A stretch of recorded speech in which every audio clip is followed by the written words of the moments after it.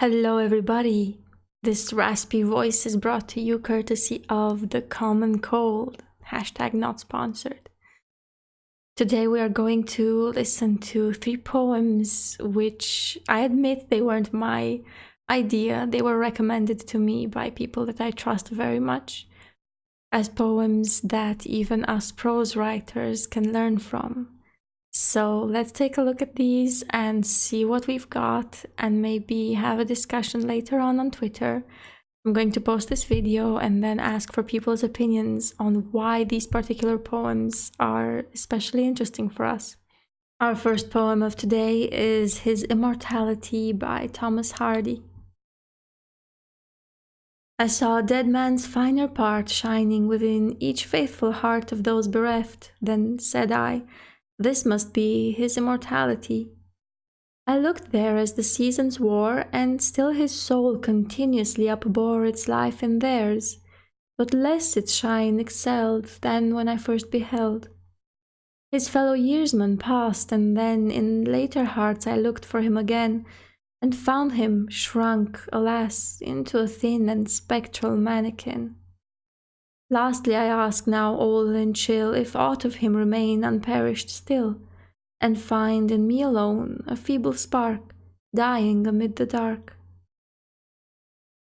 Our next poem is Next Please by Philip Larkin. Always too eager for the future we pick up bad habits of expectancy. Something is always approaching every day, till then we say. Watching from a bluff the tiny clear sparkling armada of promises draw near, how slow they are and how much time they waste refusing to make haste. Yet still they leave us holding wretched stalks of disappointment, for though nothing balks each big approach, leaning with brass-worked prinked, each rope distinct, flagged and the figurehead with golden tits arching our way, it never anchors. It's no sooner present than it turns to past, right to the last. We think each one will heave to and unload all good into our lives, all we are owed, for waiting so devoutly and so long, but we are wrong.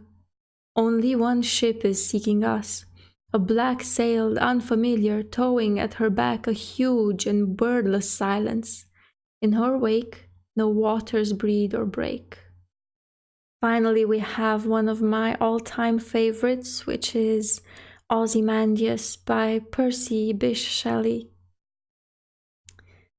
I met a traveler from an antique land who said, two vast and trunkless legs of stone stand in the desert.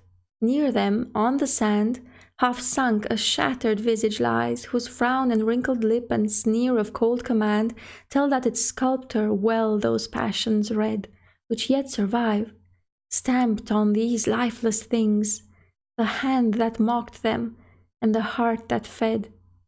And on the pedestal these words appear, my name is Ozymandias, King of Kings. Look on my works, ye mighty, and despair. Nothing beside remains.